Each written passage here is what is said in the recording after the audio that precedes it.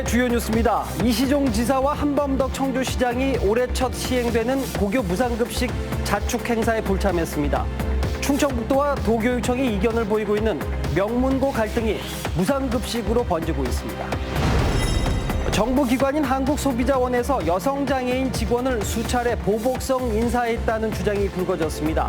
소비자원은 즉각 자료를 내고 사실과 다르다고 반박했습니다. 청각장애를 앓고 있는 50대 여성이 시아버지에게 20년 넘게 상습 폭행을 당해왔습니다. 일반 장애인 학대와 달리 가족 내 장애인 학대는 사실상 감시의 사각지대에 놓여 있어서 대책 마련이 시급합니다. 금액면에서 주목받지 못하는 민간 사업자들의 작은 기부가 주민들의 삶의 질을 높이고 있습니다. 더구나 자치단체 원활한 재정 운영을 위한 대안도 되고 있습니다. 안녕하십니까. CJB 8시 뉴스 시작합니다. 충청북도와 도교육청이 이견을 보이고 있는 명문고 갈등이 무상급식으로까지 번지고 있습니다. 이시종 지사와 한범덕 청주시장이 올해 첫 시행되는 고교 무상급식 자축 행사에 불참하면서 해석이 분분합니다. 조윤광 기자입니다. 초등학생 저학년한테도 청주현 고등학교 김병우 교육감과 이장섭 부지사, 김항섭 청주시장이 학생들과 급식을 먹습니다. 지난해 충청북도와 교육청, 시군 간 전격적인 예산 합의에 따른 올해 첫 고교 전면 무상급식을 자축하는 자리입니다. 하지만 이시종 지사와 한범덕 청주시장이 불참하면서 뒷말이 많습니다. 명문고 육성을 두고 교육청과 이견을 보이고 있는 충청북도와 청주시가 불편한 감정을 무상급식을 통해 표출했다는 겁니다. 같이 와서 도민들께 자랑스럽게 이 현장을 같이 보여드렸더라면 하는 아쉬움은 있지만 그건 뭐 기관의 사정이 있어서 그런 것일 뿐 다른 의미는 없다고 생각합니다. 충청북도와 청주시는 불참 사유로 기업체 투자 협약 등의 일정을 댔습니다. 하지만 지사와 시장 불참 통보 시 없던 부단체장 대리 참석을 행사 당일에 알려와 뒤늦게 여론 악화 차단에 나섰다는 관측도 나옵니다. 주식회사 네페스 투자 협약식으로 알고 있거든요. 그 행사 때문에 못 가시고 부시장님이 대신 가시는 걸로다가 부시장님은 요 업무 협약하고 그 투자 협약 요거를 하셔야 되겠다라고 전문적인 판단을 내린 거죠. 거기는 뭐 다른 이유 때문에 그러는 게 아니고. 이런 가운데 명문고 설립을 촉구하는 공동 성명을 낸 도내 시군 가운데서는 지역 인재 유출을 우려해 내심 명문고를 반기지 않는 곳도 있어 명문고 셈법이 더욱 복잡하게 흐르고 있습니다. CJB 뉴스 조윤광입니다. 다음 뉴스입니다. 정부 기관인 한국소비자원에서 여성장애인 직원에 대해 수차례 보복성 인사를 했다는 주장이 불거졌습니다. 소비자원은 즉각 자료를 내고 사실과 다르다고 반박했습니다. 정진규 기자가 취재했습니다. 8기능장애 1급인 김모 씨. 김 씨는 지난 2011년 한국소비자원의 장애인 의무 고용으로 입사했습니다. 기간제였던 김 씨는 2년 뒤 무기계약직으로 전환됐습니다. 하지만 동일한 업무를 했던 다른 무기계약직과는 달리 자신은 그동안의 경력을 인정받지 못했다고 이의를 제기했습니다. 그러자 소비자원은 김 씨를 이후 4년 동안 3차례에 걸쳐 다른 직무로 전보 조처했습니다. 김 씨는 자신의 장애와 업무 적합성이 전혀 고려되지 않은 부당 전보였고 심지어 6개월 동안은 제대로 된 업무 없이 책상에 앉아만 있어야 했다고 주장했습니다. 비참하죠. 비참하고 많이 그런데 긍정적으로 생각하려고 했지만 굉장히 많이 울었어요. 도내 여성 노동단체들도 기자회견을 열고 정부기관에서 장애인 고용 촉진법과 장애인 차별금지법을 위반했다고 지적했습니다. 이어 원상 업무 복귀와 관련자 처벌을 강력히 요구했습니다. 반복적이고 고의적이며 보복적, 지속적으로 이루어졌다는 점, 특히나 이를 제대로 수행해야 할 정부 기관에서 악용된 점에서 그 심각성과 피해 내용이 크다고 볼 수 있습니다. 이에 대해 소비자원은 내규에 따라 김 씨와 상담을 거쳐 전보 조처했고 업무를 주지하는 게 아니라 장애 특성을 감안해 업무량을 줄였던 것이라고 해명했습니다. 고충 처리를 했기 때문에 전보를 한 거지 저희가 어떤 부당 전보를 위해서 또는 보복성 전보를 위해서 전보를 조치를 한 건 아닙니다. 이어 김 씨의 업무 부담을 덜기 위해 같은 부서의 신규 채용을 고려하고 있다고 설명했습니다. CJB 뉴스 정진규입니다.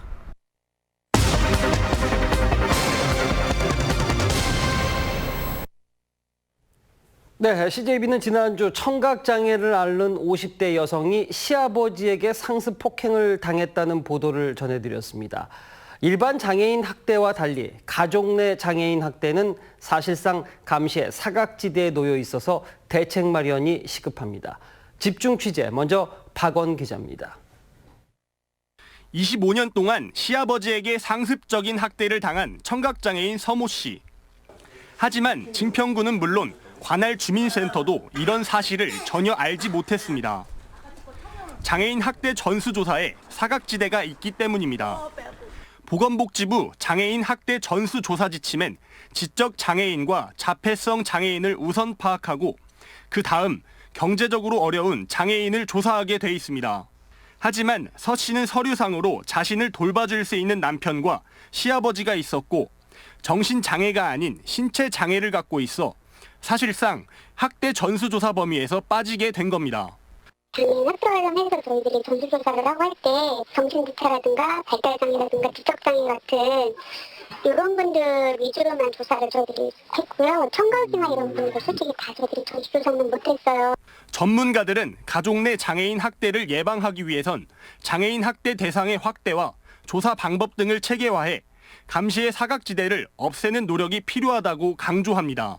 장애인도 장애인 학대에 대해서 조사하지만 장애인이 아니고 의심되시는 분에 대해서도 조사하고 진행하고 있는 상태이고 제대로 파악조차 어려운 가족 내 장애인 학대에 대한 좀 더 심도 깊은 사회적 논의와 제도적 예방책 마련이 필요합니다. CJB 뉴스 박원입니다. 네, 이번 사건을 취재한 진기훈 기자와 좀 더 자세한 이야기 나눠보도록 하겠습니다. 진 기자, 네, 가족 내에서 이루어지는 장애인 학대 비중이 얼마나 됩니까? 네, 중앙장애인권익옹호기관에서 지난해 전국의 장애인 학대 사례를 분석한 결과 전체 793건의 학대 사례 가운데 가족이나 친인척에 의한 학대가 30.9%를 차지했습니다. 이게 기관 종사자에 의한 학대 다음으로 많은 수치인데요. 전체 장애인 학대 가운데는 3분의 1을 차지하는 겁니다. 네, 의외로 가족에 의한 장애인 학대의 비중이 상당히 높군요. 네. 그렇다고 하면 가족에게 학대당하는 장애인을 파악하기 어려운 이유는 또 뭡니까? 네, 이게 앞선 리포트에서도 보셨지만 장애인 학대 조사가 지적장애인이나 시설 수용장애인 등 이렇게 특정 대상을 중심으로 실시된다는 겁니다. 즉 학대 조사에 사각지대가 있다는 얘기인데요. 실제로 정부나 유관기관이 실시했던 장애인 학대 조사 내용도 이와 비슷했습니다. 지난 2014년부터 3년간 시행된 조사를 보면 우선 시설 거주 장애인을 대상으로 한 학대 조사가 많았습니다. 즉 가족이라는 울타리에 있는 장애인들은 조사에서 빠지는 경우가 많다는 건데요. 이뿐만이 아니라 장애인 그 당사자 대신 교사나 부모같이 돌봄 서비스를 제공하는 사람들을 대상으로 한 조사도 많습니다. 즉 이번 사건과 같이 가족이 학대의 가해자였다면 조사에서 그 학대 내용이 구체적으로 드러나는 일이 없겠죠. 결국 현행 학대 조사 방법으로는 가족 내 장애인 학대를 파악하기가 어렵다는 겁니다. 네, 그렇다고 하면은 가족에게 학대를 당하는 장애인들을 위한 대책은 무엇이 있을까요? 네, 일단 학대를 당한 장애인들은 대부분 이 피해 장애인 쉼터로 이동하게 되는데요. 다만 이곳에서 영구적으로 머물 수 있는 건 아닙니다. 이 경우 가해자가 가족이 아니라면 가정으로 돌아가는 방법이 유력하게 검토가 되겠지만 가족에게 학대를 당한 경우에는 다시 돌아갈 곳이 없다는 게 문제입니다. 전문가들은 지역 내 임대 아파트나 지역 내 공실 같은 이런 지역 자원들을 최대한 활용해서 지자체가 나서는 방법을 대책으로 내놓고는 있는데 이보다 더 중요한 건 사전에 가족 내 장애인 학대를 파악하고 또 예방할 수 있는 방안이 구체적으로 마련돼야 할 걸로 보입니다. 네, 그렇군요. 진기훈 기자였습니다.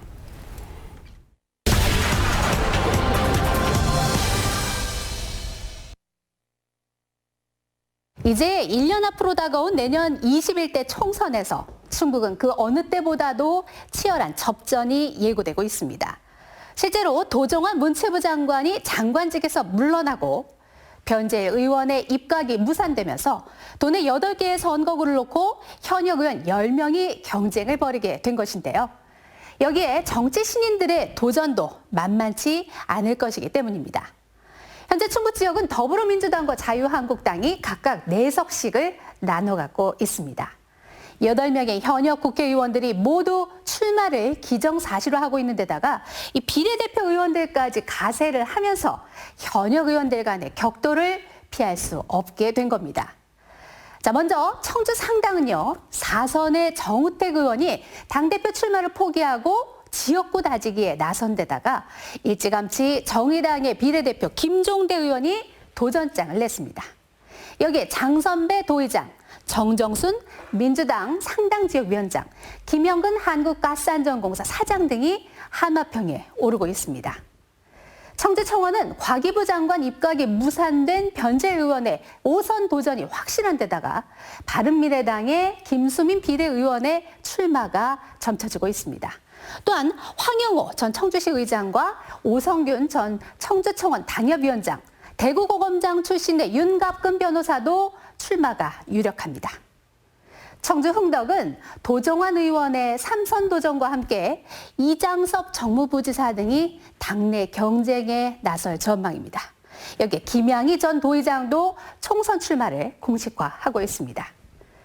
청주 서원은 오재세 의원의 5선 도전이 확실한 가운데 최연호 서원 당협위원장, 유행열 전 청와대 선임행정관과 이광희 전 도의원 등이 후보군 물망에 오르고 있습니다. 충주 선거구는 3선 도전에 나서는 이종배 의원에 맞설 새로운 인물을 내세울 수 있을지가 관심사입니다. 자, 보은 옥천 영동 괴산 선거구는요, 박덕흠 의원의 3선 도전이 확실한 가운데 이재한 전 민주당 지역구 위원장이 피선거권을 회복할 수 있을지가 변수입니다.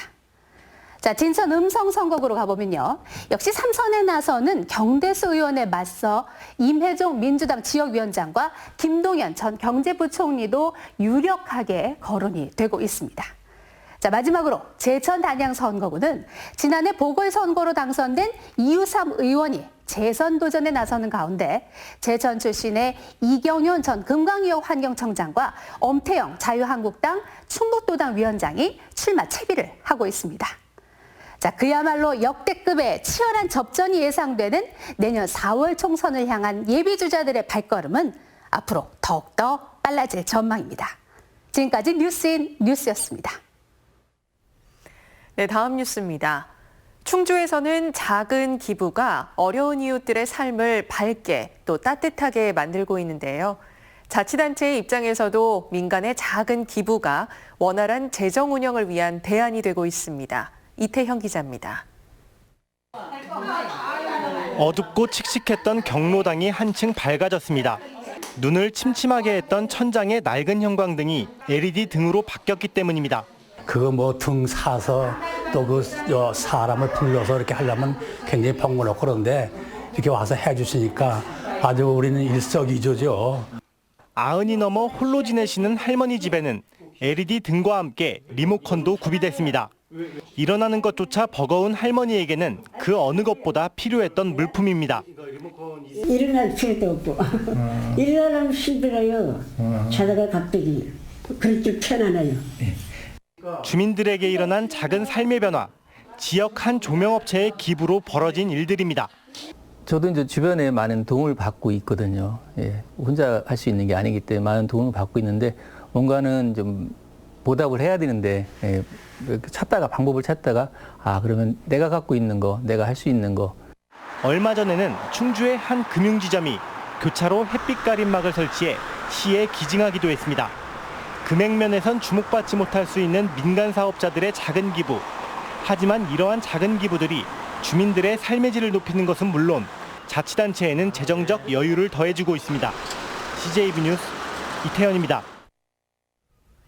청주 오창에 본사를 둔 주식회사 네페스가 충청북도 청주시와 2,800억 원 규모의 투자 협약을 체결하고 옥산면에 10,000제곱미터 규모의 공장 증설을 약속했습니다. 또한 네페스 이병구 회장은 충북 적십자사에 어려운 이웃들을 위한 봄김장 담그기와 위기가정 긴급지원비로 써달라며 성금을 전달했습니다.